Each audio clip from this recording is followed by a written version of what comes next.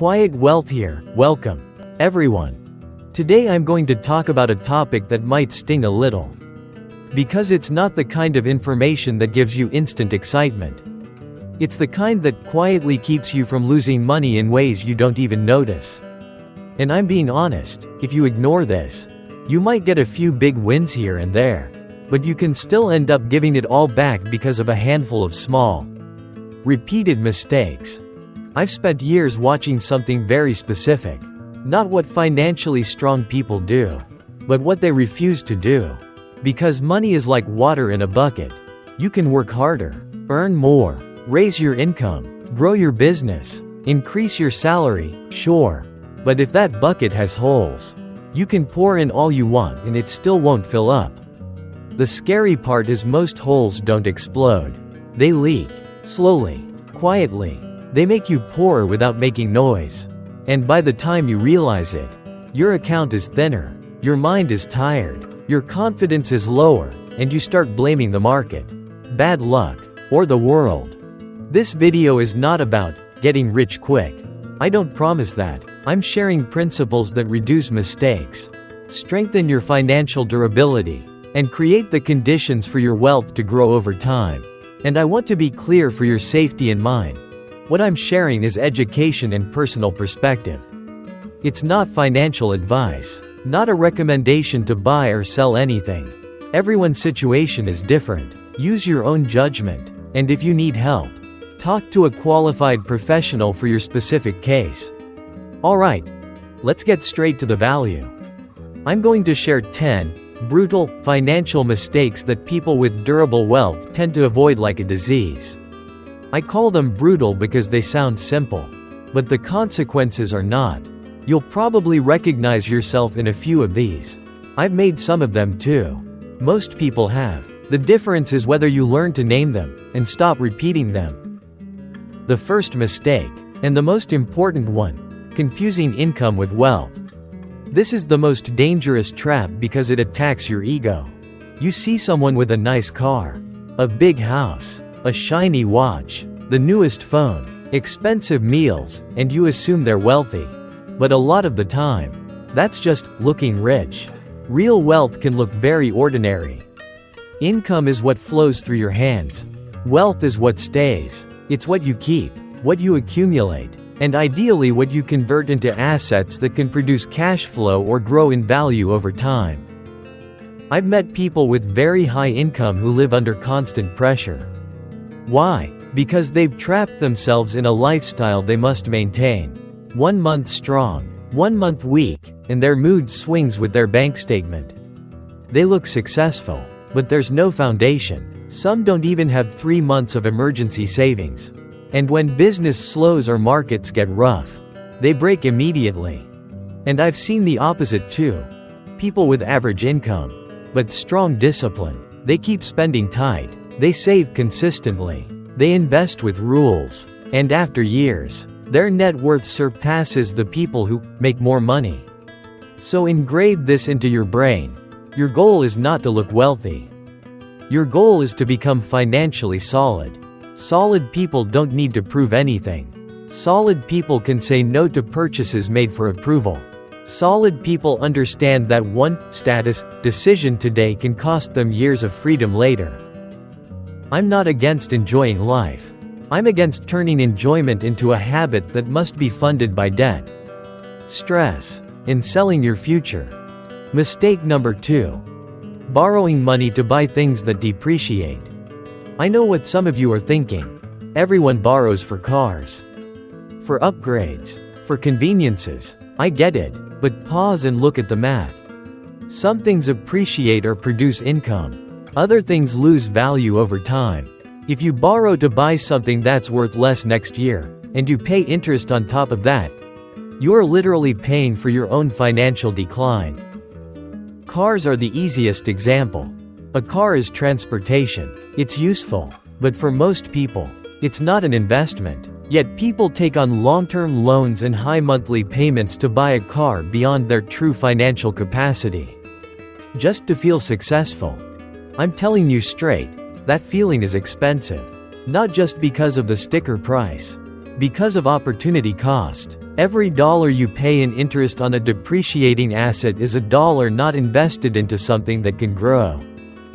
I've watched this play out again and again. People upgrade their lifestyle too early, using leverage. Then income fluctuates, the market drops, work slows down, and suddenly they're forced to sell assets, cut losses, borrow urgently, roll debt, all because of one decision that seemed harmless at the time: borrowing to buy something that loses value. People with durable wealth usually do the opposite.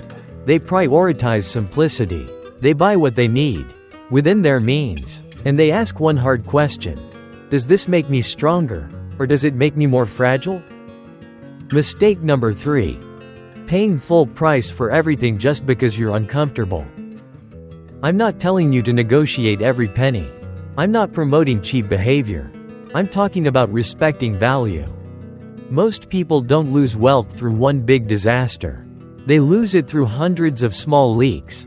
Overpaying because they don't compare. Don't read terms. Don't ask questions. Don't wait. You walk into a store, see a price tag, and pay it. You sign up for a service and never look at the fine print. You take a loan and only look at the monthly payment instead of the total cost. You buy property because it'll go up, but you don't check cash flow, safety margins, interest rate risk. That's emotional buying, not value-based decision-making. People with durable wealth respect numbers. They understand a cold truth: the price you pay today shapes your outcome tomorrow. Overpaying automatically reduces your future return. This is especially true in investing. You can buy a great company, but if you pay too much, your return can still be poor. That's why in euphoric markets, people don't buy assets, they buy stories. They stop asking, "What is it worth?" and start asking, "Will it pump next week?"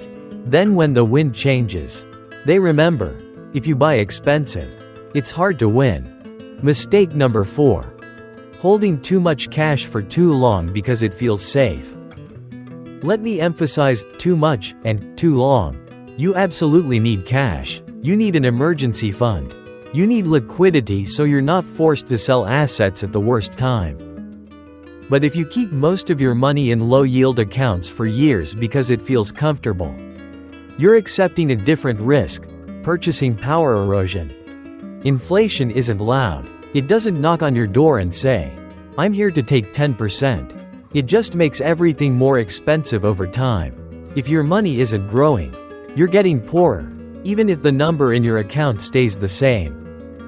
Many people think risk is daily volatility. But sometimes the real risk is standing still while costs rise and opportunities move forward. Cash is a tool. It's a life jacket in rough waters.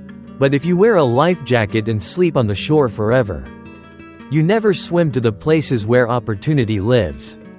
People with durable wealth keep enough cash for safety, then put the rest into productive assets, within a risk level they can truly handle. Mistake number 5. Investing in things you don't understand because you're afraid of missing out. This is one of the biggest mistakes I see. And it shows up in many forms. A friend talks you into something. A chat group hypes a ticker. Someone posts huge gains. A hot story goes viral. A stock hits limit up repeatedly. And suddenly you buy, not because you understand the business, valuation, and risks, but because you're afraid you'll be the only one outside the party. FOMO is a drug. It shuts down independent thinking. It makes you rationalize anything. You will search for reasons you're right because being wrong feels humiliating, and humans hate that feeling. So they often choose self-deception. People with durable wealth have a circle of competence. They know what they understand and what they don't. They're not ashamed to say, "I don't know," and they're not afraid to miss an opportunity. Because here's the truth: you don't need to win every game. You just need to avoid losing games that kick you out of the game completely. Especially in stock investing, what kills people isn't missing one rally. What kills people is jumping into something they don't understand, using leverage, then getting hit by a sharp drop that destroys discipline, capital, and confidence. After that, they blame the market. But it wasn't the market, it was their lack of rules. Mistake number 6. Trying to predict tops and bottoms as a habit. I'm not saying nobody ever nails a top or bottom. Sometimes people guess right, like flipping a coin and getting the side you want. But turning that into a strategy is dangerous, because it makes you believe you have skill. And misplaced confidence is what pushes you to bet bigger exactly when risk is higher. Here's the cycle I see constantly. Markets go up. Good news floods in. Everyone talks stocks like they talk about the weather. Everyone feels smart. That's when people buy the most. Then the market drops. Bad news floods in. People panic. They sell near the bottom. Swear they'll never come back. Then the market recovers and they return at higher prices. Buy high, sell low. Not because they're stupid, because they're emotional. People with durable wealth don't obsess over every swing. They focus on long-term plans. They understand that time in the market often matters more than perfectly timing entries and exits. They may invest gradually. Buy when there's a margin of safety. Keep cash for fear-driven opportunities, but they don't build their identity around calling the market. Think of planting a tree. You don't dig it up every day to check the roots. You water it. You protect it. You wait. Mistake number 7. Paying high fees for low value. I mean fees broadly: service fees, interest costs, management fees, hidden costs inside complex financial products, and the fees you pay through ignorance. Here's a truth: fees compound too, just in the wrong direction. They quietly eat your wealth year after year. In investing, underperforming by even a small amount due to costs creates a massive gap over decades. Many people don't notice because they only look at this month or this quarter.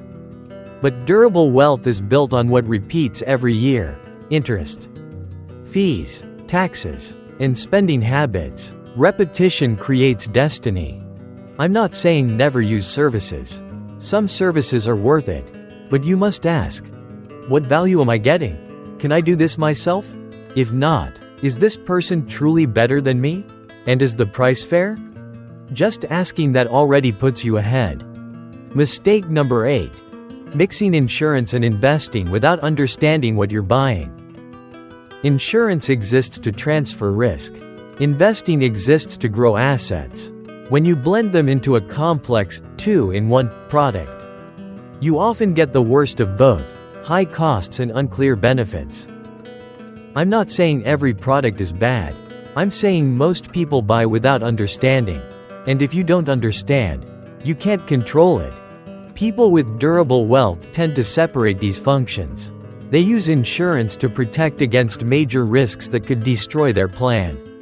They invest through vehicles they can understand, track, and evaluate. They don't buy complexity just because someone sells it well. Mistake number 9. Either ignoring taxes completely, or letting taxes control every decision. Taxes are part of the game. You can't pretend they don't exist. But you also shouldn't hold a bad asset just because selling creates a tax bill, or buy a bad asset just because it has tax benefits. I've seen people sit on large paper gains and refuse to take profits because they don't want to lose money to taxes. Then the market turns. Gains shrink or vanish. They end up paying no tax because they made no gain. That's the trap. People fear an immediate, visible loss more than an invisible, future loss. The market doesn't care about your feelings.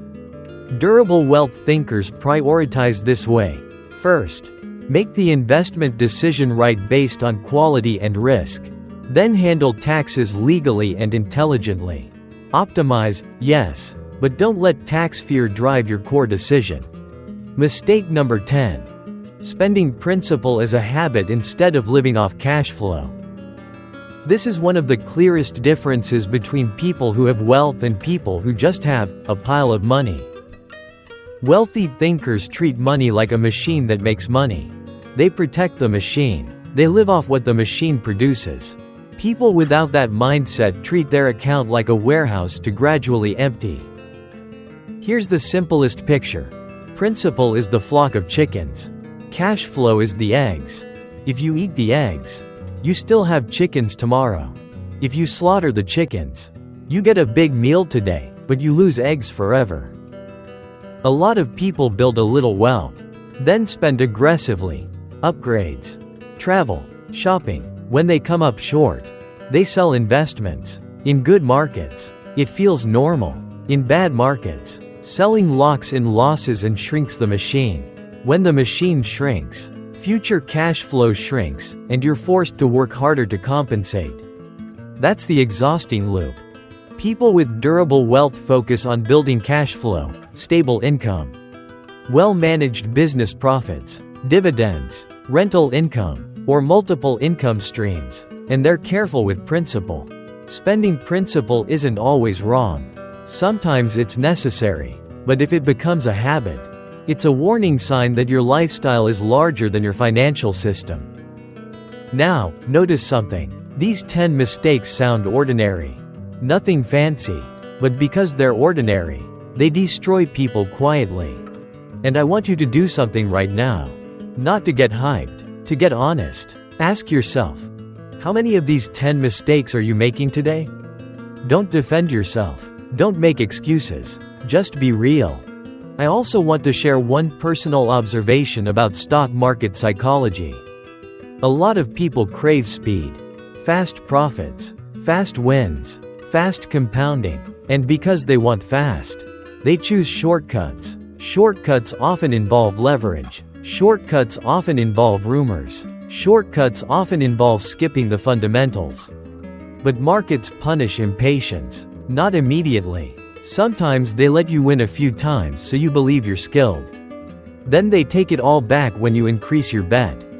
I've also noticed that individual investors are often controlled by noise, news, gossip, chat groups, live streams, influencers, viral stories. Noise makes you forget the most important questions.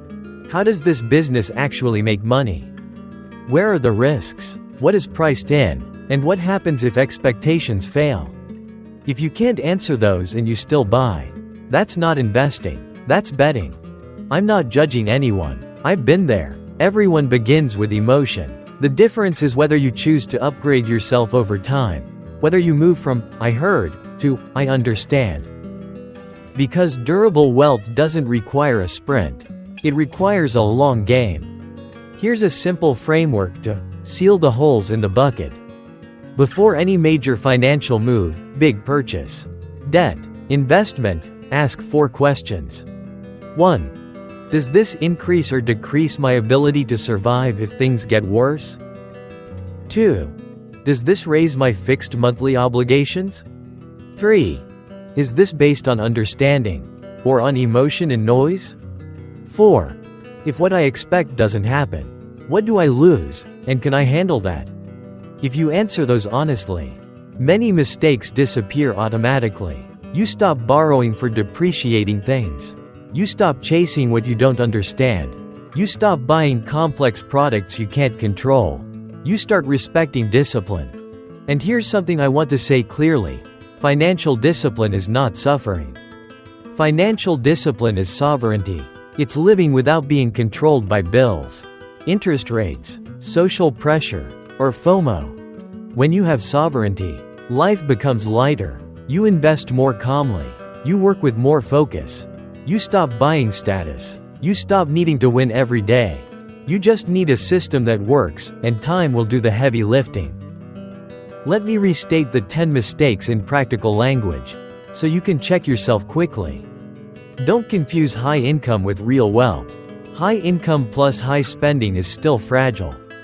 Don't borrow long-term for something that's losing value. Don't overpay because you're uncomfortable asking questions. Don't let your money sleep too long while purchasing power erodes. Don't buy assets just because others show profits or hype. Don't build your identity around predicting markets. Don't ignore costs and fees. What repeats shapes your future. Don't buy 2-in-1 products you can't explain clearly. Don't ignore taxes, but don't let taxes control your decisions. Don't treat principal like a pile to spend, build cash flow. Now you might be thinking, okay, where do I start? My answer is simple. Start by reducing mistakes before chasing returns. Build a small system, emergency fund, spending plan, saving rate, and an investment approach that matches your risk tolerance. Without a system, you live on emotion, and living on emotion in finance is like driving fast in heavy fog. You might not crash today, but the odds won't stay on your side forever. Some people will ask, so what stock should I buy? What sector will rise? When should I enter? I understand the desire for quick answers. But that question often comes from wanting to skip the hard part. Building the foundation, knowing your risk. Having rules, managing a portfolio, controlling your behavior. Once you have the foundation, what to buy becomes easier. More importantly, you learn to take responsibility for your decisions. Here's one final truth. Many people can grow wealth quickly in one season and lose it all in another. What they lack isn't opportunity. It's the ability to keep money. Keeping money isn't exciting. You can't brag about it. But keeping money is the foundation of durable wealth. You can make money with skill. You keep money with discipline. And when discipline meets time, that's when real wealth is born. If you've recognized yourself in a few of these mistakes, don't get discouraged. Discouragement is dangerous in finance. It pushes people into revenge trades, desperate risks, shortcuts. Instead, pick one mistake to fix first. Just one. Track spending. Reduce debt. Stop chasing rumors. Learn the basics of how businesses make money. Limit screen time. Build rules. You don't need to fix everything in a week. You just need to move in the right direction, and stop betraying your own plan. If this helped you and you want more Clear the Fog content like this, consider subscribing to Quiet Wealth and turning on notifications. I do my best to share what many people only learn after paying very expensive tuition in real life. I'm wishing every one of you more stability, more clarity, and a stronger financial foundation. And remember, durable wealth starts the moment you stop leaking money out of your bucket. Even sealing a few holes can change your entire financial future.